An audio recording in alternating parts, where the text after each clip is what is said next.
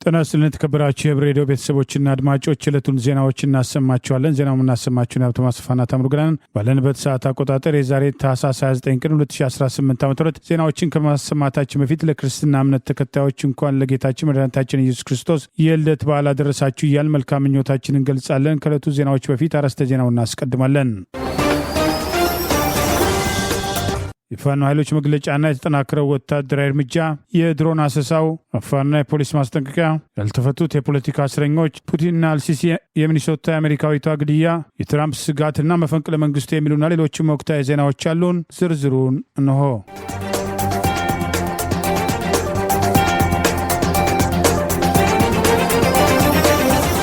በከባድ ፈተና ውስጥ ብንገኝም አንድነታችንና የሰውነት ክብራችንን ጠብቀን የማይረሳ አኩሪ ተጋድሎ እያደረግን ነው በማለት የገና በዓልን አስታኮ የአማራ ፋኖ ብሔራዊ ኃይል ባወጣው መግለጫ መልካም ምኞቱን ገለጸ። ግንቦት 1 ቀን 2017 ዓ.ም በቋራ ቃል ኪዳን የተመሰረተው የአማራ ፋኖ ብሔራዊ ኃይል ዛሬ ታህሳስ 29 ቀን 2018 ዓ.ም የገና በዓልን አስታኮ ባወጣው መግለጫ ዛሬም በከባድ ፈተና ላይ መካከል ብንሆንም አንድነታችንና የሰውነት ክብራችንን ጠብቀን የማይረሳ አኩሪ ተጋድሎ እያደረግን እንገኛለን በማለት የገናው ተስፋ የአማራ ሕዝብ የህልውና አደጋ ሙሉ በሙሉ ተቀልብሶ ነጻነቱ እስኪረጋገጥ ድረስና የሀገሩ ኢትዮጵያ ባለቤት እስኪሆን ድረስ የጀመርነው ትግል ተጠናክሮ ይቀጥላል ሲል ገለጸ።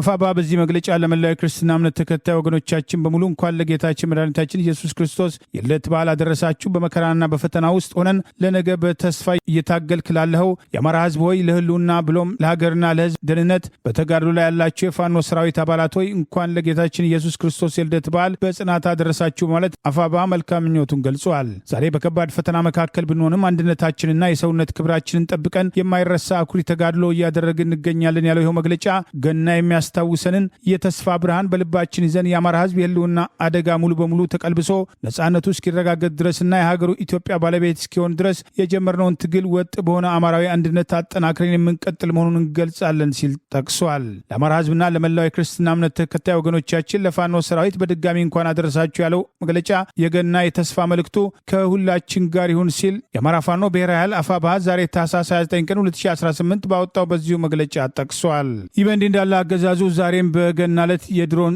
አሰሳ ሲያደርግ ማምሸቱን ለማወቅ ተችሏል። ፋኖች የፋኖ መሪዎችና ህዝቡ ጥንቃቄ እንዲያደርግ ጥሪ እየቀረበ ነው። በደብረ ኤልያስ፣ ቸርተከል፣ ማቻከል፣ ደንበጫ፣ ደጋዳሞት አገዛዙ ሰሞኑን በተከታታይ ከፍተኛ ወታደራዊ ጥቃት በደረሰባቸው አካባቢዎች ጭምር ዛሬ ከምሽቱ 1 ሰዓት ጀምሮ ሰፊ የድሮን አሰሳ ሲያደርግ እንደነበርና በአካባቢው የሚንቀሳቀሱ ፋኖችና የፋኖ መሪዎችን ጨምሮ ትምህርት ቤቶችና የጤና ጣቢያዎችን ጭምር ኢላማ በማድረግ ከዚህ ቀደም ጥቃት ያደረሰው አገዛዝ ተመሳሳይ እርምጃ ሊወስድ ስለሚችል ህዝቡ ጥንቃቄ እንዲያደርግ ጥሪ ቀርበዋል። ይህ በእንዲህ እንዳለ አማራ ፋኖ ብሔራዊ ኃይል ምዕራብ አማራ ቀጠና ቴዎድሮስ ዕዝ 201ኛ ኮር የገና ስጦታ ያለውን 4 የሚሊሻ አባላት አገዛዙን አውግዘው 74ኛ ክፍለ ጦር ጎንቻ ሲሶን እነብሴ ወረዳን መቀላቀላቸውን አስታውቋል።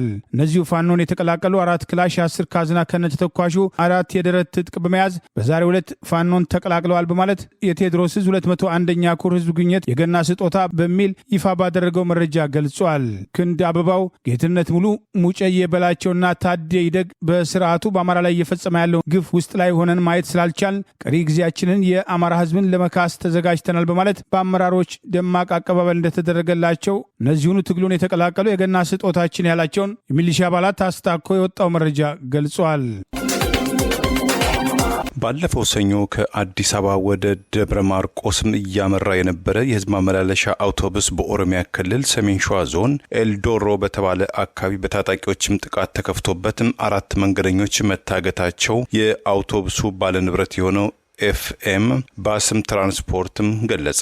ከታገቱት መካከል አንዱ የድርጅቱ ተቆጣጣሪ መሆናቸውን የትራንስፖርትም ስራ አስኪያጁ አቶ አይከፋው ምናዬም ለቢቢሲ የገለጹም ሲሆን ከአዲስ አበባ የተነሳው የህዝብ ማመላለሻ አውቶቡስ የደብረ ማርቆስ ጉዞውን የጀመረው 51 መንገደኞችም አሳፍሮ እንደነበረም ገልጸዋል። አውቶቡሱም ከአዲስ አበባ ጉዞውን የሚጀምረው ከሌሊቱ 10 ሰዓት ተኩል መሆኑን የገለጹትም ኃላፊው በየቦታው ኬላዎች በመኖራቸውና ከ12 ሰዓት በፊትም ለጉዞ ክፍት ክፍትም ስለማይሆኑ አውቶቡሱ ኤልዶሮ አካባቢ የደረሰው ጠዋትም 3 ሰዓትም አካባቢ እንደነበረም አውስተዋል። አውቶቡሱም አካባቢው ላይ ሲደርስም ታጣቂዎች በከፈቱበት የተኩስ እርምታ ጎማዎቹና መስኮቶቹ መመታታቸውን የገለጹት ኃላፊው የተወሰኑ መንገደኞች ጉዳት እንደደረሰባቸው በጥይት ተመተውም ጉዳት የደረሰባቸው ሰዎችም 3 እና 4 እንደሚሆኑም ገልጸዋል። ታጣቂዎቹም አግተዋቸው ከነበሩ ተሳፋሪዎች መካከል ሴቶችን በመመለስ 4 ወንዶችን ለይተው መውሰዳቸው የተናገሩትም ኃላፊው ታጣቂዎቹ መኪናው ላይ ተኩስ በከፈቱበት ወቅትም ተደናግጠው የሮጡና ያመለጡ እንዳሉ ገልጸዋል። መኪናው ጥቃትም ሲፈጸምበት ሌሎችም ተከታትለው ሲሄዱ የነበሩ አውቶቡሶችም ወደ ፍቼም ተመልሰው እንደነበረም አስረድተዋል። ጥቃቱ ከተፈጸሙ በኋላም የጸጥታ አካላት በቦታው በመድረሳቸውና ሁኔታዎች በመረጋጋታቸው ተስተጓጉሎ የነበረው ጉዞ መቀጠሉን የገለጹትም ኃላፊው ጥቃቱ ከደረሰበትም አውቶቡስ አመልጠው የነበሩና ከእገታው የተለቀቁ 3 ሰዎች በሌላ ህዝብ ማመላለሻ አውቶቡስ ወደ ደብረ ማርቆስ መጓዝ መቻላቸውንም አክለዋል። ስራ አስኪያጁ በማከልም መንገደኞቹን በሌላ አውቶቡስ ወደ መዳረሻቸው ሲያጓጉዙ 4 ሰዎች መገደላቸውን ማረጋገጣቸውን የገለጹ ሲሆን መንገደኞቹ ወደ ደብረ ማርቆስ የወሰደው ሌላ የኤፍኤም ባስም ትራንስፖርት ተሽከርካሪ የኛ የራሳችን መኪናም ቀይሮ የወሰዳቸው ነው ብለዋል። ስለዚህም የቀሩትም የጎደሉትም 4 ሰዎች ናቸው ሲሉ አስተያየታቸውን ሰጥተዋል።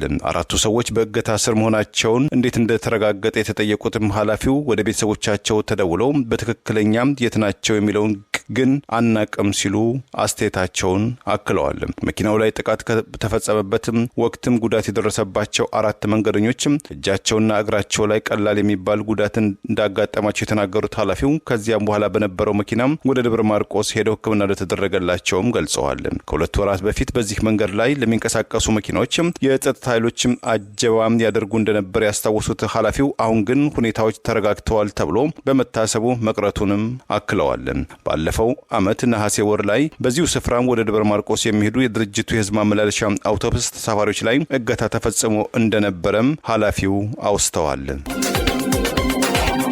5 ክላሽ ከ10 ሺህ በላይ ክላሽ ተተኳሽ 3 ወታደራዊ መገናኛና ጠላት ለባል ያዘጋጃቸውን 4 በሬዎች ጭምር መማረኩን ከ59 በላይ የጠላት ጥምር ኃይል መደምሰሱን ከ37 በላይ ፖሊስ ኮማንደርን ጨምሮ ማቁሰሉን የአማራ ፋኖ ብሔራዊ ኃይል ምስራቅ አማራ ቀጠና ከአፋድ ጋር በነበረው የጋራ ግንባር የተወሰዱ ወታደራዊ እርምጃዎችን አስታኮ ድል የተቀዳጀበትን ዝርዝር መረጃ ወጣ።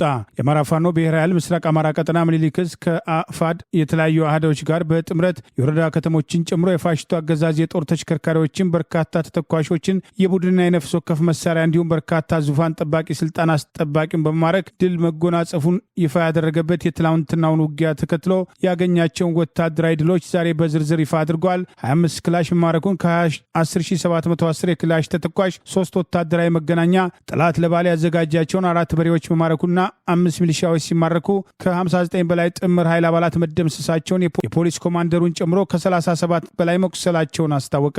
አፋባ ምኒልክ ዕዝ በ3 ኮሮች ንጉስ ሚካኤል አሊ ኮር፣ ልጅ ኢያሱ ኮርና የደጋው መብረቅ ኮር የእዙ ልዩ ዘመቻ አሃድ በሆነችው በላጎ ተወርዋሪ ሻለቃና ከአፋድ የተለያዩ አሃዶች በጥምረት ደቡብና ምዕራብ ወሎ ቤተ አማራ ቀጠናዎች ላይ ትናንት ታህሳስ 28 ቀን 2018 የተደረገውና ለዛሬ ታህሳስ 29 አጥቢያ ሌሊት የተወሰዱ ወታደራዊ እርምጃዎችን ተከትሎ ድል መቀዳጀቱን ይኸው መረጃ አስታውቋል። በአፋባ ምኒልክ ዕዝ አሃዶች እንዲሁም አፋድ የተለያዩ አሃዶች ጥምረት ነጻ ያወጡ የቤተ አማራ ወረዳዎችና ታዳጊ ከተሞችን በዘረዘረበት የትላንትናው መግለጫ ዝርዝር ወታደራዊ ድሎች ገልጻለሁ ብሎ ይፋ አድርጎ የነበረ ሲሆን ይህኑ በዘረዘረበት መረጃ ውጊያው ተጠናክሮ በመቀጠል ልጅ ኢያሱ ኮር የጎፍ ክፍለ ጦር ለዛሬ ታህሳስ 29 ቀን 2018 አጥቢያ በክፍለ ጦሩ ምክትል ዘመቻ በአርበኛ እሸቱ በላይ ፊት አውራሪነት ከክፍለ ጦሩ ስበርና መብረቅ ሻለቃዎች የተውጣጡ አናብስቶች የክፍለ ጦሩ ቃኝ አባላት ጉጉፍቱ ካቤና ሰኞ ገበያ ወደ ጠላት ካምፕ ዘልቀው በመግባት 3ቱንም ታዳጊ ከተሞች የተቆጣጠሩ ሲሆን ጠላት አንድም ጥይት ሳይፈነዳ በየአቅጣጫው እግሬ አውጪኝ ብሎ ለመፈርጠጥ የተገደደበት ሽንፈት ማስተናገዱን ገልጿል። ውጊያው ተጠናክሮ የቀጠለ ሲሆን እስካቤ ከተማ አሁንም በአናብስቶቹ የጎፍ ክፍለ ጦር ቁጥጥር ስር ትገኛለች ማለት የአማራ ፋኖ ብሔራዊ ኃይል ምስራቅ አማራ ቀጠና ምኒልክ ዕዝ ዛሬ ታህሳስ 29 ቀን 2018 ባወጣው በዚሁ መረጃ አስታውቋል። ይህ በእንዲህ እንዳለ በዚሁ ቀጠና የሚኒሊክ ዕዝ ባለሽርጡ ክፍለ ጦርን የአገዛዙ ስልጣን አስጠባቂ ወታደሮች መካከል 7ቱ ከነሙሉ ትጥቃቸው መቀላቀላቸውን አስታውቋል። ከወራሪው ስልጣን አስጠባቂ ሰራዊት 11ኛ ዕዝ 104ኛ ኮር 35ኛ ክፍለ ጦር 4ኛ ሻለቃ አሃድ የሆኑት 7 ያገዛዙ ስልጣን አስጠባቂዎች ምስራቅ አማራ ኮር 1 ባለሽርጡ ክፍለ ጦርን ከነትጥቃቸው የተቀላቀሉ ሲሆን የክፍለ ጦሩ አመራሮችም ማቀባበል እንዳደረጉላቸው ተገልጿል። ፋሽስቱን አገዛዝ ብልጽግና አውደ ውጊያውን ጨምሮ በብዙ የጦር ግንባሮች የሚፈራርሱ ሁለንተናዊ ተጋድሎ ተጠናክሮ የቀጠለ ሲሆን ሰራዊቱን የማፍረስ ተግባር ደግሞ አመርቂ ውጤት እያስመዘገበ ይገኛል ሲል አፋብኃ ምስራቅ አማራ ቀጠና ምኒልክ ዕዝ ዛሬ ታህሳስ 29 ቀን 2018 ባወጣው በዚሁ መረጃ ይፋ አድርጓል። የአፋር ክልል ፖሊስ በህገወጥ ደላሎችም ተታለው ከህጋዊ ባልሆነ መንገድም ከሀገር ሊወጡ ነበር ያላቸውን ወደ 8000 የሚጠጉም ሰዎችን በቁጥጥር ስር መዋሉን አስታወቀ። ባለፉት 6 ወራት ብቻም 7900 ሰዎች በህገወጥ መንገድም በአፋር በኩል ከሀገር ሊወጡ ሲሉ በቁጥጥር ስር መዋላቸውን የክልሉ ፖሊስም ባወጣው መግለጫም ገልጿል። የፖሊስም ኮሚሽነሩ ቤል አል አህመድ በህገወጥ መንገድ ከሀገር የሚወጡ ሰዎችም መነሻቸውና መዳረሻቸው አፋር ክልል አለመሆኑን ሁኔታዎች አስቸጋሪ አድርጎብናል ብለዋል። የክልሉ ፖሊስ በፌስቡክ ገጹ ባወጣው መግለጫ የዝውውር መስመር ናቸው ባላቸው ቦታዎች ላይ ቁጥጥርና ፍተሻ በማድረግ በህገወጥ መንገድም ከሀገር ሊወጡ ነበሩ የተባሉ ሰዎችን መያዙን የገለጸ ሲሆን በፖሊስ የተያዙት ሰዎችም አስፈላጊው እንክብካቤ ተደርጎላቸው በአፋር ክልል ወጪ ወደ መጡበትም ከተሞችም ተመልሷልም ብሏል። ኮሚሽነሩ በአብዛኛው የህገወጥ ዝውውር መነሻቸው ከአማራ፣ ከትግራይና ከኦሮሚያ ክልሎች መሆኑን ጠቅሶ በተለይ ከአማራ ክልል ጋር ሁኔታዎችን ለመቆጣጠር እየሰራ ነው ብሏል። ባለፈው ማክሰኞ ከሀገር ሊወጡ የነበሩ 85 ሰዎች አሳፍሮ ሲጓዝ የነበረ የጭነት መኪናም ተገልብጦ 22 ሰዎች መሞታቸውን መዘገባችን ይታወሳል። የእነዚህ ግለሰቦች የመጨረሻ መዳረሻቸው በግልጽ ባይታወቅም መስመሩ በጅቡቲ አድርገው በቀይ ባህር በኩል ወደ የመን ቀጥሎም ወደ ሳውዲ አረቢያ እና ሌሎችም የመካከለኛው ምስራቅ ሀገራት የሚጓዙ ስደተኞችም የሚጠቀሙበት መስመር መሆኑ ይታወሳል። በአማራ ህዝብ ላይ የሚፈጸመውን የዘር ጭፍጨፋ ጨምሮ ለአብይ አገዛዝ ወታደራዊ ድጋፍ በመስጠት በአገሪቱ የእርስ በርስ ጦርነት ውስጥ በመሳተፏ ወቀሳ የሚቀርባት አረብ ኤሚሬት ከአብይ አገዛዝ ጋር የግዛት አንድነት ለማስጠበቅ የተባለ የይስሙላ ስምምነት አድርጋለች። ስምምነቱ የአረብ ኤሚሬትን አጀንዳ ለማስፈጸም አሰብን በኃይል ለመቆጣጠር እየተንቀሳቀሰ ላለው የአብይ አገዛዝ ተጨማሪ ጉልበት ይሰጣል የሚሉ አስተያየቶች ተከትለው ቀርበዋል። በአብይ አገዛዝ በኢትዮጵያ የተከሰቱ የእርስ በርስ ጦርነቶችን ቀደም ሲል ከህወሓት ጋር የገባበትን ጦርነት ተከትሎ በትግራይ ህዝብ ላይ ለደረሰው ጥቃት በአማራ ህዝብ ላይ ቀጥተኛ ጦርነት ከተከፈተም በኋላ በአማራ ህዝብ ላይ እየተፈጸመ ላለው የዘር ማጥፋት እርምጃ በድሮና በሌሎች ወታደራዊ ቁሳቁሶች ለአብይ አገዛዝ ድጋፍ በመስጠት በአገር ቤት እየተካሄደ ያለውን የእርስ በርስ ጦርነት በመደገፍ ተደጋጋሚ ወቀሳ የሚቀርብባት አረብ ኤሚሬት ከአብይ አገዛዝ ጋር አንዳቸው ለሌላቸው ሰላምና ደህንነት እንዲሁም የግዛት አንድነት ለማስጠበቅ በሚል ስትራቴጂክ አጋርነት በድጋሚ ማረጋገጣቸውን ተፈራርመዋል። ኢትዮጵያን በማፍረስ ታላቂቱን ኦሮሚያ ገነባለሁ በሚል አገሪቱን በእርስ በርስ ጦርነት እያመሰ የሚገኘው አብይ አገዛዝ ለአረብ ኤሚሬት ከሚገባው በላይ አገሪቱን ብሔራዊ ጥቅምና ፍላጎት አሳልፎ በመሸጥ የተለያዩ ስምምነቶችን በየጊዜው ማድረጉ በወቀሳ ሲነሳ የቆየ ሲሆን የአረብ ኤሚሬት የውጭ ጉዳይ ሚኒስትር ከአብይ አገዛዝ የውጭ ጉዳይ ሚኒስትር ጋር ቀጠናዊ መረጋጋትን አደጋ ላይ የሚጥሉ ተግዳሮቶችን ለመፍታት በሚል ስምምነት ላይ መድረሳቸው ተገልጿል።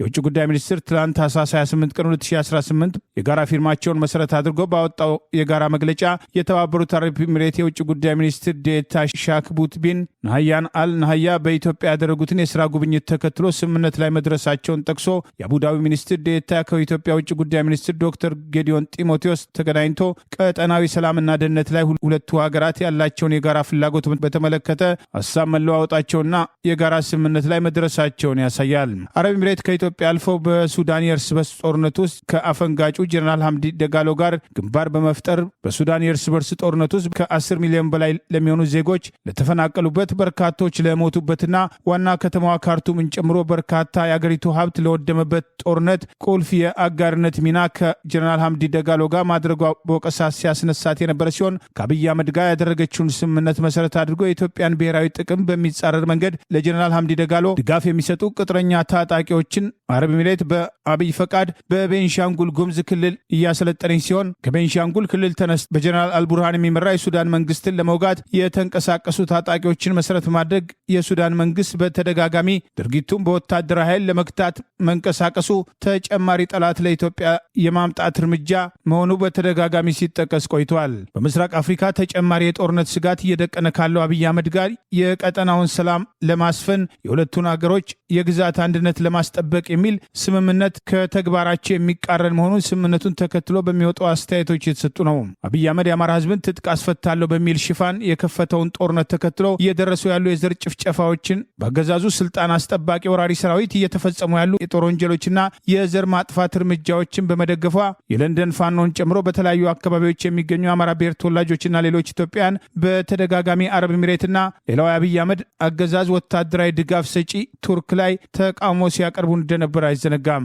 አረብ ኤሚሬት ቀደም ሲል ከኤርትራ መንግስት ጋር ያደረገችውን በአሰብ ወደብ ወታደራዊ ቀጠና የማቋቋም ስምምነት ከኤርትራ መንግስት ጋር ባለመስማማት ከዓመታት በፊት ለቃ ከወጣች በኋላ አብይ አህመድ ኤርትራን በኃይል ወሮ አሰብ ወደብ ላይ ፍላጎቷን ለማሳካት በተልኮ እየተንቀሳቀሰ መሆኑ እየተገለጸ ሲሆን ሁለቱ ሀገራት ጦርነቱ እስከሚያስገባ እርምጃ ይልቅ የአሰብ ወደቡን ጉዳይ በዲፕሎማሲያዊና ህጋዊ መንገድ ማካሄድ የአረብ ኤሚሬትን ፍላጎት ስለማያሳካ ይህንን መንገድ መከተል አልፈለገም በሚል በተደጋጋሚ ወቀሳ ሲቀርብ ቆይቷል። ሁለቱ ሀገራት ጦርነቱ ውስጥ ከገቡ ከኤርትራ ጎን ሳውዲ አረቢያን ጨምሮ ግብፅና ሌሎች ሀገራት የሚሰለፉ ሲሆን ከአብይ አህመድ ጎን በዋናነት አረብ ኤሚሬትና ሌሎችም በመሳተፍ ሁለቱ ሀገራት የሌሎች ሀገራት የጦርነት ቀጠና በመሆን የጦር አዛዦቻቸውና የጦር መሳሪያ መፈተሻ በመሆን ሀገራቸውን ቀውስ ላይ ይጥላሉ የሚል ስጋት በስፋት ሲደመጥ ቆይቷል። በማንነታቸው የታሰሩት የአማራ የፖለቲካና ህሊና እስረኞችን ጨምሮ የተወሰኑ የፖለቲካ እስረኞች ለገና በዓል ይፈታሉ በሚል ሲናፈስ የነበረው ወሬ ባዶ ሆኗል። የፖለቲካና ህሊና እስረኞቹ ዛሬም በአገዛዙ የግፍ እስር ቤት ይገኛሉ። በአማራ ህዝብ ላይ ይፋ ጦርነት ያወጀ አብይ አህመድ አገዛዝ በአማራ ማንነታቸው ሳቢያ በግፍ ካሰራቸው ያለመከሰስ የምክር ቤት አባልነት መብታቸው ሳይነሳ ከታሰሩትና አዋሽ አርባን ጨምሮ ከፍተኛ መጉላላትና የሰብአዊ መብት ጥሰት የተፈጸመባቸው የምክር ቤት አባላቶቹ አቶ ክርስቲያን ታደለ፣ አቶ ዮሐንስ ቦያለውና ዶክተር ካሳ ተሻገርን ጨምሮ በማንነታቸው ሳቢያ የታሰሩ የህሊናና የፖለቲካ እስረኞች እንዲሁም እንደነሱ ከማንነታቸው በተጨማሪ በፖለቲካ አመለካከታቸው ጭምር የታሰሩት እንደ መምህርና ጋዜጠኛ አዛውንቱ አቶ ታዲዮስ ታንቱን ጨምሮ የተወሰኑ የፖለቲካ እስረኞች ለገና በዓል ይፈታሉ ተብሎ በስፋት ሲወራ የቆየ ቢሆንም በግፍ አስሮ የፈጠራ ክስ ያቀረበባቸው አገዛዝ ዛሬም ለበዓሉ አልፈታቸውም። የፍቺው ዜና ወሬ ሆኖ መቅረቱን አንድም የህሊናና የፖለቲካ እስረኛ አልተፈታም። ለአገዛዙ የቀረቡ ማህበራዊ ሚዲያ ፈቀላጤዎች የገና በዓልን አስታኮ አገዛዙ በፈጠራ አስሮ እያሰቃያቸው ያሉ በማንነታቸው የታሰሩ የህሊናና የፖለቲካ እስረኞችን ጨምሮ የተወሰኑ እስረኞች ይፈታሉ የሚል መረጃ መሰራጨቱን ተከትሎ ጠበቆቹም ሆነ የታሳሪ ቤተሰቦች ከወሬ በስተቀር የደረሳቸው ጉዳይ እንደሌለ በተለይም በቅርቡ የኢትዮጵያ ሰብአዊ መብት ኮሚሽን አገራዊ ምክክር ኮሚሽን የተባለው እስረኞችን መጎብኘታቸውን ተከትሎ ምናልባት ካድሬዎቹ የሚያወሩት ወሬ እውነት ሊሆን ይችላል የሚል ግምት በጠበቆች በኩል መኖሩን ጭምር አስተያየት ሲሰራጭ የቆየ ቢሆንም በዓሉን አስታኮ አንድም የፖለቲካና ህሊና እስረኛ አልተፈታም። ከዚህ ቀደም እሳቸውም በአማራ ህዝብ ላይ የተከፈተውን ጦርነት ተከትሎ ጥያቄ ለመጠየቅ እየተዘጋጁ ባሉበት ከቤታቸው ምሽት ላይ ለፓርላማው በኦንላይን ጥያቄያቸውን መላክ ተከትሎ በፖሊሶች ተደብድበው ታስረው የተፈቱት የምክር ቤት አባሉ የቀድሞ የአብን ሊቀመንበር ዶክተር ደሳለኝ ጫኔ በዓሉን አስታኮ ለመላው የአማራ ፖለቲካና ህሊና እስረኞችና መላው ቤተሰቦቻቸው እንኳን አደረሳችሁ፣ ለከፈላችሁልን ዋጋ ባለዕዳችሁ ነን፣ እወዳችኋለሁ በማለት በእስር ላይ የሚገኙ የህሊናና የፖለቲካ እስረኞችን ፎቶግራፍ በማያያዝ እንኳን አደረሳችሁ ብለዋል። በባለቤቷ እግር የፍትህ ሚኒስቴር ሆና የተተካችው አቃቢ ህግን የሚያዘው አገዛዙ ፍትህ ሚኒስትር ሀና አርአያ ስላሴ በቅርቡ በፓርላማ ቀርባ የፖለቲካና ህሊና እስረኛ የለም የሚል ክህደት የፈጸመች ቢሆንም አገዛዙ በማንነታቸው ሳቢያ አስሮ በፈጠራ ክስ የሚያጉላላቸው የተለያየ ሰብአዊ መብት ጥሰት የተፈጸመባቸው እና አቶ ክርስቲያን ታደለን ጉዳይ ወደ ጎን በማድረግ ለማስተባበል መሞከሯን ተከትሎ የፍትህ ተቋማቱ የአገዛዙ መሳሪያ በመሆን እሷ ከምትመራው አቃቢ ህግም ሆነ ቀደም ሲል ባለቤቷ የውጭ ጉዳይ ሚኒስትር የሆነው ዶክተር ጌዲዮን ጢሞቴዎስ ሲመራው በነበረው በዚሁ ፍትህ ሚኒስቴር ፍትህን ለበቀል እርምጃ አብይ አህመድ እንዲያውል ሁኔታዎችን በማመቻቸት ተልኳቸውን እየፈጸሙ ይገኛሉ የሚል ቅሬታና ወቀሳ ሲቀርብባት እንደነበር አይዘነጋም። ከታሰሩት የህሊናና የፖለቲካ እስረኞች መካከል በአማራ ማንነታቸው ሳቢያ የታሰሩ የህሊናና የፖለቲካ እስረኞች ካገዛዙ አቃቢ ህጎች መካከል አንዳንዶቹ በእስር ቤት ጭምር ምሽት ላይ ግርፊያ እንደሚፈጽሙ ከዚህ ቀደም ለፍርድ ቤት ምስክርነት መስጠታቸው አይዘነጋም። አገዛዙ በቂ ማስረጃ ማቅረብ አቅቶት ከ2 ዓመት በላይ አስሮ እያሰቃያቸው የሚገኙ የህሊናና የፖለቲካ እስረኞች የምክር ቤት አባላቱን ጨምሮ በአዋሽ አርባና በተለያዩ ቦታዎች ላይ ከፍተኛ የሰብአዊ መብት ጥሰት የደረሰባቸው ሲሆን አቶ ክርስቲያን ታደለ በሚገኙበት ቅሊንጦ ማረሚያ ቤትም ለህይወታቸው አደጋ የሚጥል በእስር ቤቱ አስተዳደር ውስጥ ቁልፍ ሚና ያለው ኢንስፔክተር በተደጋጋሚ የዛተባቸውና የተለያዩ ጥቃቶችን መፈጸሙን ለፍርድ ቤት አቤት ማለታቸው አይዘነጋም።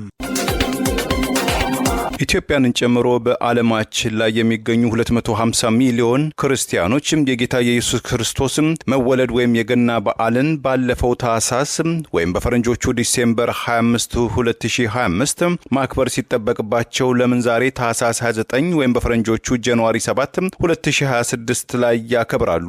እውን ኢየሱስ ክርስቶስ በተለያዩ ቀናትን የተወለደው ማለት ነው ሲሉም በርካታ ምዕራባውያን መገናኛ ብዙሃን ይጠይቃሉ፣ ያጠያይቃሉ። ለዚህ ጥያቄው የባህልና የታሪክም ጉዞዎችን መዛግብቶችን የፈተሸው ዘገባው በ1582 የአውሮፓ አቆጣጠር የካቶሊክ ቤተክርስቲያን አባትም የነበሩትም ፖፕም ግሪጎሪ 13ኛው ቤተክርስቲያኒቱ ከጌታ ከኢየሱስ ክርስቶስ ልደት በፊት በ46 ዓመት ላይ በነበረው ንጉስም ጁልየስም ሲዛር የተቀመረውን የጁሊያን የዘመን አቆጣጠርን በመተው ወደ ግሪጎሪያን የዘመን አቆጣጠር መሸጋገራቸውን ተከትሎም ሲሆን ኢትዮጵያውያን ጨምሮ የምስራቅም ክርስቲያኖችም የጁሊያን የዘመን አቆጣጠርን ሙጥኝ ለማለትም ተገደዋልም ብለዋል። ከዚህ አኳያ የ13 ቀናትም ቅድሚያ ያለው የግሪጎሪያኑን የዘመን አቆጣጠርን የሚከተሉም ክርስቲያኖችም የጌታ ኢየሱስ ክርስቶስን የልደት በዓልን ባለፈው በወርሃም ታህሳስ ወይም ዲሴምበር 25 ላይ ሲያከብሩ ኢትዮጵያን ጨምሮ ሩሲያም፣ ሰርቢያም፣ ግብጽም፣ ዩክሬን፣ ጆርጂያ፣ ቤላሩስ፣ ካዛኪስታን፣ አርሜኒያ፣ መቄዶኒያ እና ሞንቴኔግሮ በታህሳስ 29 ወይም በፈረንጆቹ ጃንዋሪ 7 ላይ ያከብራሉ። ከዚህና መሰል የባህልና የታሪክም ልዩነትም ሳቢያ በውጪው ዓለም የሚኖሩ ኢትዮጵያንና ትውልደ ኢትዮጵያን ሁለትም አዲስ ዓመትም ሁለት የገና በዓል ሁለትም የትንሣኤ በዓልን ያከብራሉ ማለት ነው። የታላቁ የገና በዓልን በአገር ቤትና በመላው ዓለም እንደያቅማችሁ ለምታከብሩ ኢትዮጵያን ወገኖቻችንና የህብር ራዲዮ ቤተሰቦችም መልካም የገና በዓል እንዲሆንላችሁ የዝግጅት ክፍላችን ልባዊ ምኞቱን በድጋሚ ይገልጻል። እናት ፓርቲ ኢትዮጵያ ሰው ትሻለች በማለት የገና በዓልን አስታኮ ባወጣው መግለጫ እውነተኛ ጉዞ ሲመራና ሲያስተባብር የነበረው ተግባር ከህዝቡ ጎን ተሰልፎ እንደሚቀጥል አስታውቋል። በኢትዮጵያ ከሚገኙ ተቃዋሚዎች መካከል የህዝቡን ችግር መሰረት አድርገው ቢያንስ መግለጫ በማውጣት ሁኔታውን ከሚከታተሉ ጥቂት ፓርቲዎች የሚመደበው እናት ፓርቲ የዘንድሮውን የጌታችን መድኃኒታችን የኢየሱስ ክርስቶስ የልደት በዓል ምክንያት በማድረግ ዛሬ ታህሳስ 29 ቀን 2018 ባወጣው መግለጫ ለመላው የክርስትና እምነት ተከታዮች በሙሉ እንኳን ለጌታችን ለመድኃኒታችን ለኢየሱስ ክርስቶስ የልደት በዓል አደረሳችሁ ከማለት አልፎ ኢትዮጵያ ሀገራችን ዛሬ ጠቢባንን ትሻለች፣ ወደ መዳኛዋ የሚመሯት ወደ ከፍታዋ ማማ የሚያሸጋግሯት ልጆቿን ትጠብቃለች ሲል ጥሪ አቅርበዋል። የልደት በዓል የሰው ልጆች ከፈጣሪያቸው ጋር የታረቁበት፣ ሰላምና ፍቅር በምድር ላይ የሰፈነበት ታላቅ የምድራችን የምስራች ነው። በጊዜው የአይሁድ ንጉሥ ለነበረው ሄሮድስ ግን የራስ ምታት ነበር። ገና ከመወለዱ ዙፋኔን ይቀማኛል፣ ህዝቤ ከኔ ሕፃኑን ንጉሥ ይመርጣል ብሎ በመስጋት ሊገድለው በብዙ ደክሟል። ሰብአ ሰገልን ከመንገዳቸው አናጥቦ ወይም አግቶ ተወለደ የተባለውን ዘላለማዊን የአይሁድ ንጉሥ ይዘው እንዲመጡ በሐሰት ለማባበል ሞከረ። እንደሚያስበው ግን አልሆነለትም። እነዚያ ቀደምት ጠቢባን በመጡበት መንገድ አልተመለሱም ነበርና ሲጠብቃቸው በመቅረታቸው ተናዶ ከ2000 በላይ ሕፃናትን ጨፈጨፈ። ሄሮድስ እንደዚያ ጨካኝ ያደረገው አፍቅሮተ ስልጣኑ ላይ ተጨምሮ የማንነት ቀውስ ነበረበትና ነው። ኢትዮጵያ ሀገራችን ዛሬ ጠቢባንን ትሻለች፣ መዳኛዋ የሚመሯት ወደ ከፍታዋ ማማ የሚያሸጋግሯት ልጆቿን ትጠብቃለች። ይሄ ደግሞ ነፃ አውጪ በመጠበቅ ሳይሆን እያንዳንዳችን እንደ አቅምና ጸጋችን አስተዋጽኦ በማድረግ ነው። እናት ፓርቲ ይህን እውነተኛ ጉዞ ሲመራና ሲያስተባብር ቆይቷል በማለት አሁንም ህዝባችንን ከጎናችን አሰልፈን ሚናችንን በመወጣት እንደምንቀጥል ልንገልጽ እንወዳለን በማለት በዓሉን አስታኮ ባወጣው በዚሁ መግለጫ ጠቅሷል። ይህ በእንዲህ እንዳለ ኢህአፓን ጨምሮ የተወሰኑ ፓርቲዎችን የያዘው ለኢትዮጵያ አንድነት ትብብር የተሰኘው የትብብር ለኢትዮጵያ አንድነት ፓርቲ በበኩሉ መልካም ምኞቱን አስታኮ ባወጣው መግለጫ በሀገር ውስጥና በውጭ ለሚገኙ የእምነቱ ተከታዮች እንኳን ደስ ያላችሁ ካለ በኋላ በዓሉ ከሃይማኖታዊ አምልኮት ስርዓቱ ባለፈ ከፍተኛ ጥያቄ ውስጥ የገባውን ማህበራዊ ትስስራችንን፣ አንድነታችንና ህብረታችንን የሚጠግን ለአጠቃላይ ኢትዮጵያ ህልውናችን መረጋገጥ የእምነታችን አበርክቶ እጅግ ከፍተኛ በመሆኑ ይህንንም ግንዛቤ ውስጥ በማስገባት በዓሉን ስናከብር ይህንን በማጠናከር ሊሆን ይገባል ብሎ ቅንጅቱ እንደሚያምን በዚሁ መግለጫ ጠቅሷል። ፍቅር፣ ሰላም፣ ትህትና፣ ቸርነት፣ መተሳሰብና ማካፈል የተገለጠበት እንደመሆኑ ስናከብረውም ትልቁ ሃይማኖታዊ አስተምሮን በጠበቀ መልኩና የሚያጠናክሩ ተግባራትን በማከናወን ሊሆን ይገባል። በተለይ ደግሞ በፍትህ እጦት በየእስር ቤቱ የሚሰቃዩ ወገኖችን በመጠየቅና ቤተሰቦቻቸውን በማሰብ በጤና እጦት በየሆስፒታሉ አልጋ ላይ የዋሉ ወገኖቻችንን በመጎብኘት እንድናሳልፈው አደራ እንላለን በማለት ዛሬ ታህሳስ 29 ቀን 2018 ባወጣው በዚሁ መግለጫ አስታውቋል። የሩሲያና የግብፅ ፕሬዝዳንቶች የገና በዓልን ከመላው የአገሪቱ አማኞችና ከከፍተኛ ባለስልጣናት ጋር አከበሩ። የገና በዓልን ከክርስቲያን አባቶች ጋር ያከበሩት የግብፁ ፕሬዝዳንት አብዱልፈታህ አልሲሲ እኛና እናንተ የሚባል በእኛ ዘንድ የለም፣ እኛ ብቻ ነው ሲሉ ለአገራቸው ሕዝብም ጥሪ ያቀረቡ። በግብፅ የኦርቶዶክስ እምነት ተከታዮች ጋርም ካለፈው 10 ዓመትም ጀምሮ የገና በዓልን በጋራ ማክበራቸውን ያወሱት ፕሬዝዳንት አልሲሲ ለሀገራቸው ህዝቦችም ለክርስቲያኖችም ለቤተ ክርስቲያኒቱ መሪ ለአቡነ ቴዎድሮስ ሁለተኛው ያላቸውን አክብሮትም በመግለጽ እንኳን ደስ ያላችሁም ሲሉ ገልጸዋል። ባለፉት 10 ዓመታት የተለያዩ ውጣ ውረዶችን ማሳለፋቸውን ያወሱትም የግብፁ ፕሬዝዳንት አልሲሲ በክርስቲያን ወገኖች ጋርም በዓላትን ስናከብር የእናንተና የኛ የሚባል ነገር የለም፣ እኛ የሚባል አጠቃላይ አንድነት ብቻ ነው መመሪያችን። እግዚአብሔር ሁላችንም ይጠብቃችሁ ለአጠቃላይ የዓለም ህዝብም አዲሱ ዓመት የተሻለ እንዲሆን እመኛለሁም ብለዋል።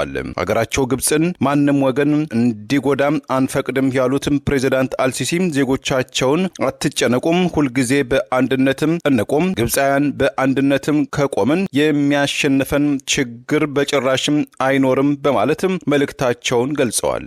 በሌላ ተመሳሳይ የጌታ ኢየሱስ ክርስቶስ ልደት በዓል ዜና የሩሲያው ፕሬዝዳንት ቭላዲሚር ፑቲን በቅዱስ ጊዮርጊስ ቤተክርስቲያን ከወታደራዊ ባለስልጣናትና ከምዕመናን ጋር አብረው ማክበራቸውን ታውቋል።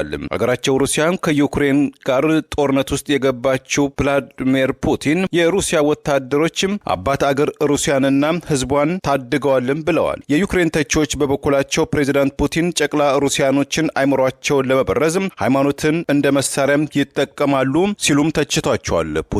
ፑቲን ሃይማኖትን የሩሲያም ጥልቅ መለያ በማድረግ ለፕሮፓጋንዳ መሳሪያነት ይጠቀማሉ በማለትም መወረፋቸውን የተለያዩ መገናኛ ብዙሃን ዘግበዋል። በሚኒያፖሊስ ሚኒሶታ የፕሬዝዳንት ዶናልድ ትራምፕ አስተዳደር የኢሚግሬሽን ዘመቻን ተከትሎ የኢሚግሬሽን ፖሊስ 37 ዓመቷን አሜሪካዊ ሴት ተኩሶ በጥይት መግደሉ ተቃውሞ አስነስቷል። በሚኒያፖሊስ ግዛት ሚኒሶታ የፕሬዝዳንት ዶናልድ ትራምፕ አስተዳደር በተለይም የሶማሌ ማህበረሰብ ላይ አነጣጥሯል የተባለውን የኢሚግሬሽን ዘመቻ ተግባራዊ እንዲያደርጉ በተጨማሪነት የተሰማሩ 2000 የኢሚግሬሽን ፖሊሶች እንቅስቃሴን ተከትሎ በዘመቻ ላይ እንዳሉ በኢሚግሬሽን ኦፊሶች በአካባቢው ባሉበት መኪናዋን አንቀሳቅሳ ለመሄድ የሞከረች የ37 ዓመቷ አሜሪካዊ የኢሚግሬሽን ኦፊሰር በመተኮስ ሕይወቷ እንዲያልፍ ያደረገ ሲሆን ግድያው ተቃውሞ አስነስቷል። ዛሬ ረቡዕ በአሜሪካ ሀገር ውስጥ ጉዳይ መስሪያ ቤት በሚኒሶታ እያደረገ ያለውን የኢሚግሬሽን አሰሳ ዘመቻ ጥያቄ ውስጥ የጣለ የተባለው እርምጃ በመኪናዋ ከአካባቢው ለመንቀሳቀስ የሞከረችው ሴት ላይ በቀጥታ ተደጋጋሚ ተኩስ በመክፈት ሕይወቷ መኪና ውስጥ እንዲያልፍ የተደረገችው የ37 ዓመቷ ሴት አሜሪካዊ መሆኗን የሚጠቅሱ መረጃዎችን መውጣት ጀምረዋል። እዚህ መኖራቸው ለከተማው ደህንነት አይደለም በማለት የሚኒያፖሊስ ከንቲባ ጃኮብ ፍሬይ ለዜና ሰዎች በሰጡት መግለጫ የጠቀሱ ሲሆን እየፈጸሙ ያሉት ረብሻና ቀውስ መፍጠር ነው በማለት በቀጥታ ሕዝብ መግደል ነው ሲሉ ድርጊቱን ተቃውመዋል። ከንቲባው የኢሚግሬሽን ኦፊሰሮች ሚኒያፖሊስን ለቀው እንዲወጡ የጠየቁ ሲሆን የሚኒሶታ አገረ ገዢ ቲም ዋልዝ የህዝብን ደህንነት ጉዳይ የሚከታተሉ አባላት ተጨማሪ መረጃ እያሰባሰቡ መሆኑን ጠቅሰው በተመሳሳይ ተረጋጉ ሲሉ በኤክስ ወይም ትዊተር ገጻቸው ጽፈዋል። ሴናተር ቲና ስሚዝ በበኩላቸው ተጨማሪ መረጃ እየሰበሰቡና ያለውን ሁኔታ በተመለከተ አሳሳቢ መሆኑን የኢሚግሬሽን ኦፊሰሮቹ ለሁሉም ደህንነት ሲባል ለቀው እንዲወጡ ሴናተሯ ጠይቀዋል። የዓይን እማኞች የኢሚግሬሽን ኦፊሰሩ መኪናዋን እያንቀሳቀሰች በነበረችው የ37 ዓመት አሜሪካዊ ላይ ሲተኩስ የሚያሳዩ ከተለያዩ አቅጣጫዎች የተቀረጹ የስልክ ቪዲዮዎችን በማህበራዊ ሚዲያ በስፋት እያሰራጩ ሲሆን ድርጊቱን የፈጸመው ኦፊሰር ከአካባቢው ሲንቀሳቀስ የሚያሳይ የቪዲዮና የፎቶግራፍ ማስረጃ ጭምር ተሰራጭተዋል። መኪናዋን ያንቀሳቀሰችው ሴት ላይ በተደጋጋሚ በመተኮስ መኪናው ከቆመ ሌላ መኪና ጋር የተጋጨ ሲሆን በአካባቢው ያሉ ሰዎች ግድያውን በመቃወም ድምፃቸውን ያሰሙ እንደነበር ተገልጿል።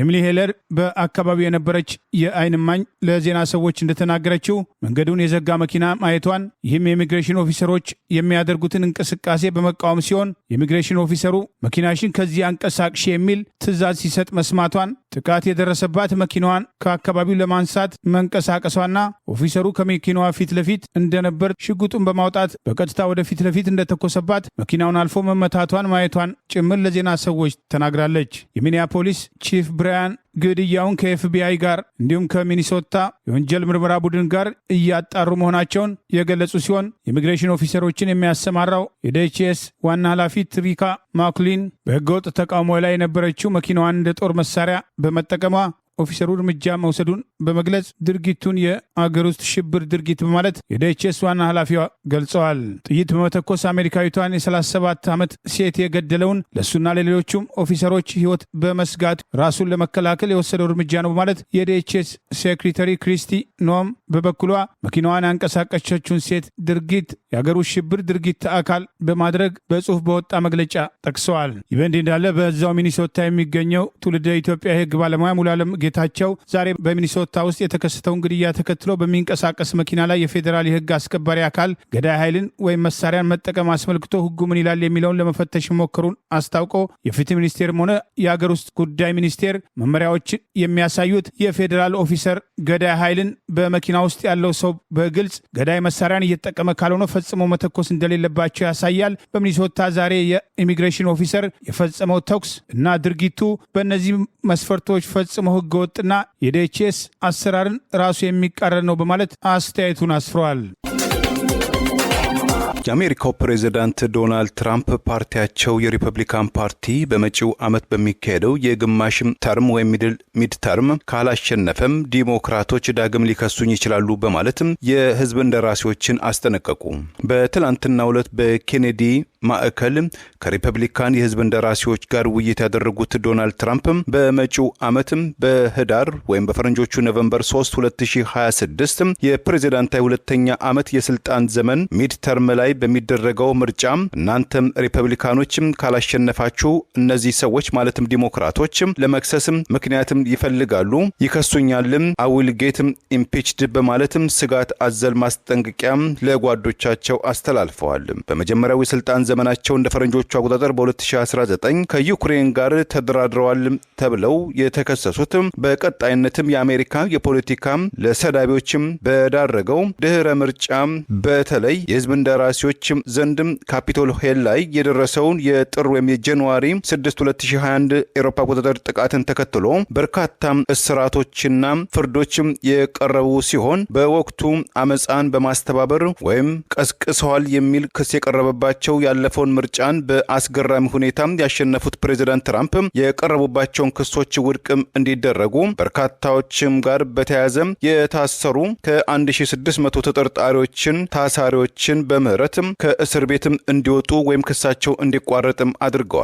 ፕሬዝዳንቱ በስልጣን ላይ ሲኖር በግማሽ የምርጫ ወቅት የፓርቲው ደጋፊዎች መቀመጫቸውን ያጣሉ የሚል አመለካከቶች አለ ያሉት ፕሬዝዳንት ትራምፕ እናንተ በዚህ ምክር ቤት ውስጥ ከኔ የበለጠም ልምድ ያላችሁ እኔንም ከናንተ የበለጠ ብልህ ያደረጋችሁኝ ጀግኖቼ በህዝቡ ዘንድ ያለውን አመለካከት እንድትነግሩኝ እፈልጋለሁ። እኛ ትክክለኛ ፖሊሲ አለን፣ አሰራራችን ቀጥተኛ ነው። እነርሱ ዲሞክራቶች ግን አስቀያሚ ፖሊሲ ነው ያላቸው፣ በጋራም የሚጸኑና የሚራመዱ አይደሉም ሲሉም ተደምጠዋል። በምክር ቤት ውስጥ የሪፐብሊካን ፓርቲ እንደራሴዎች ቁጥር ከተፎካካሪዎች ዲሞክራቶች በጣም አነስተኛ በሆነ ቁጥር መብለጡን አጽንኦት የሰጡት ፕሬዝዳንት ትራምፕ እነዚህ መጥፎ ፕሬዝዳንትና መጥፎ ፖሊሲ ያላቸው ዲሞክራቶች እኔን በአምባገነንነት በመወንጀል ምርጫውን ለመሰረዝ ቢፈልጉም በተቃራኒው እኔ ምርጫ እንዲሰረዝ ፍላጎት እንዳለኝ አድርገው ያስወራሉ ብለዋል።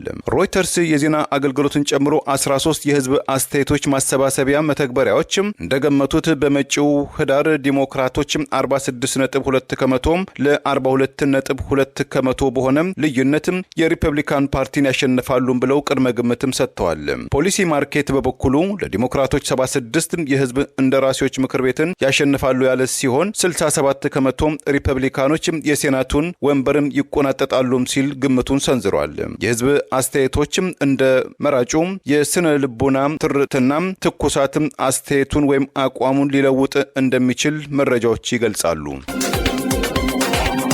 ቡርኪና ፋሶ በወታደራዊ መፈንቅለ መንግስት ስልጣን የተቆጣጠሩት ወታደራዊ መሪዋ ኢብራሂም ትራኦሬ ላይ ሊፈጸም የነበረም የግድያ ሴራ ማክሸፏን አስታወቀች።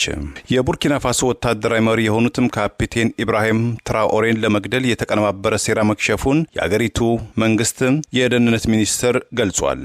መሪውን ለመግደል የረቀቀ የተባለም ሴራ የተቀነባበረው ከ3 ዓመት በፊት በትራኦሬም ከመሪነት በተገለበጡት ወታደራዊ መኮንን በሌተና ኮሎኔል ፖል ሂነሪ ዳምቢም ደጋፊዎች ነውም ብለዋል። የደህንነት መስሪያ ቤታችን ይህንን ሴራ በማጨናገፍ እስከ መጨረሻው ሰዓት ሲከታተል ደርሶ በስተመጨረሻው ሰዓት ላይ አክሽፎታል። ሴረኞቹም የአገሪቱን መሪ ለመግደልና ሲቪል ባለስልጣናትን ጨምሮ ሌሎችም ቁልፍ ተቋማትን ለመምታት እቅድ ነበራቸው ሲል የደህንነት ሚኒስትሩ ማሐሙድ ሳናም ለመገናኛ ብዙሃን ገልጸዋል።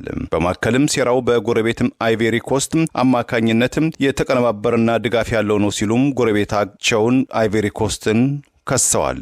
በርካቶችም ከቀድሞው የቡርኪና ፋሶ ወታደራዊ መሪ ቶማስ ሳንካራ ጋር የሚያመሳስሏቸው የቡርኪና ፋሶ መሪ ካፒቴን ወይም ሻምበል ትራኦሬም ስልጣን ላይ በቆዩባቸው 2 ዓመታት ውስጥ 2 የመፈንቅለ መንግስት ሙከራዎችም ተደርጎባቸው ሳይሳካም ቀርቷል። ከዚህም በተጨማሪ በአገሪቱ ውስጥ እየተጠናከሩ በመምጣት ሚሊዮኖችን ከቤታቸው ያፈናቀሉትም እስላማዊ ታጣቂ ኃይሎች ላይ ከባድ ፈተናም ሆኖባቸዋልም ተብሏል። የ37 ዓመቱን ጎልማሳው በእነዚህ ሁሉ ተደራራቢ ፈተናዎች ውስጥ ቢሆኑም በአገራቸውና ከአገራቸው ውጪም ዝናን ማትረፋቸው የተለያዩ መገናኛ ብዙሃን ገልጸዋል። ምንም እንኳን በአምባገነንነት ቢከሰሱም በአፍሪካ አንድነት ላይ ባላቸው ጽኑ አቋምና በምዕራባውያን ላይ በሚያቀርቡትም የሰላ ትችትም ትራኦሬም ተወዳጁ የዘመናችን ወጣት መሪ ናቸው የሚሏቸውም በርካታዎች ናቸው። የደህንነት ሚኒስትሩ እንዳሉት ባለስልጣናቱም ሴራም ጠንሳሾቹ እቅዳቸውን ሲያወጡ የሚያሳይ የቪዲዮ ማስረጃም ተገኝቷልም ብለዋል።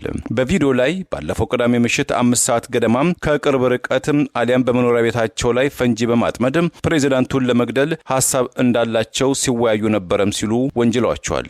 ቀጥሎም ሌሎች ወታደራዊና የሲቪል መሪዎችን ለመግደል ማሴራቸውንም ገልጸዋል። ለዛሬ ያሉን ዜናዎች እነዚህ ናቸው። ዜናውን ስታደምጡ ለቆያችሁ የህብር ሬዲዮ ቤተሰቦችና አድማጮች ምስጋናችን ይድረሳችሁ። የህብር ሬዲዮ ኦፊሻል ዩቲዩብ ቻናላችንን ሰብስክራይብ ያላደረጋችሁ ሰብስክራይብ በማድረግ በተጨማሪ የደወል ምልክቱን በመጫን የህብር ሬዲዮ ቤተሰብ እንድትቀላቀሉ በአክብሮት እንጋብዛለን። እንደወትሮ ሁሉ የህብር ሬዲዮ ቤተሰቦች ፕሮግራሞቻችንን ላይክ በማድረግ ሼር በማድረግ አስተያየቶቻችሁን በመስጠት አብሮነታችሁን እንድትገልጹ በአክብሮት እንጠይቃለን። በድጋሚ እናመሰግናለን። ጤና ይስጥልን። ቸር እንቆይ።